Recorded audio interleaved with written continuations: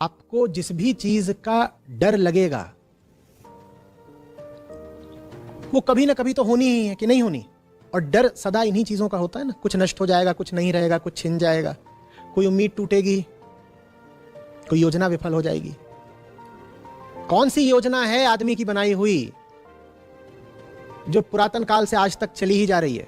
सभ्यताएं मिट गई, संस्कृतियां बह गई, धर्म खाक हो गए, आदमी का बनाया कुछ बचता नहीं। इसी बात को जानने वालों ने यहां तक कहा है कि ये तो छोड़ दो कि आदमी का बनाया हुआ कुछ बचेगा, आदमी ने जिस चीज का विचार कर लिया वो तक नहीं बचने वाली।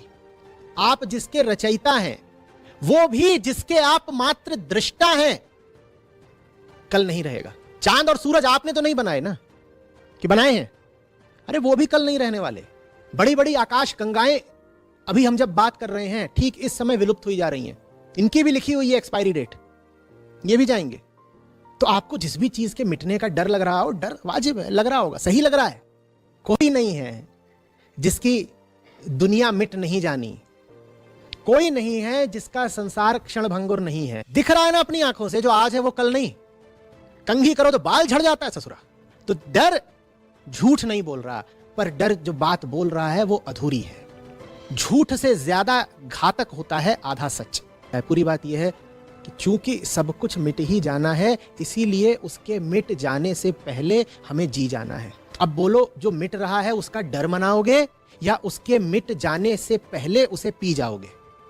जो कुछ आपकी चेतना को बढ़ाए वो जीवन का समुचित उपयोग है। तो ऊर्जा मिली, और अब संभावना है कि उस ऊर्जा का उपयोग आप सही जीवन जीने के लिए कर डालें। जो चीज हमें पता है कि मरण धर्मा है, वो मिट ही जाए, उससे पहले उसका उपयोग कर डालो चेतना को बढ़ाने के लिए। तो डर तो दोस्त है हमारा।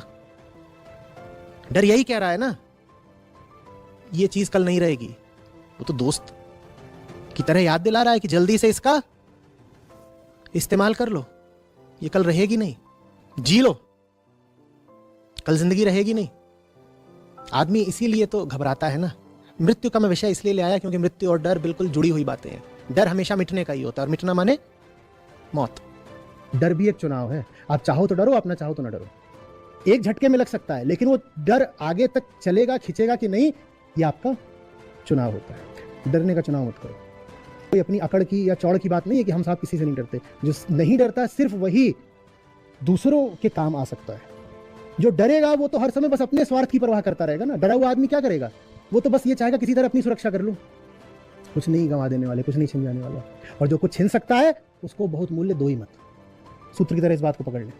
अगर कोई चीज ऐसी है जिसको कोई आपसे छीन सकता है, उस चीज के साथ लगाव कम कर दीजिए। उस चीज की तलाश करिए जो दुनिया आपसे किसी भी हाल में नहीं छीन सकती। और जब आप उसमें जीना शुरू कर देते हैं तो आप एक बुलंद, सार्थक, सफल जीवन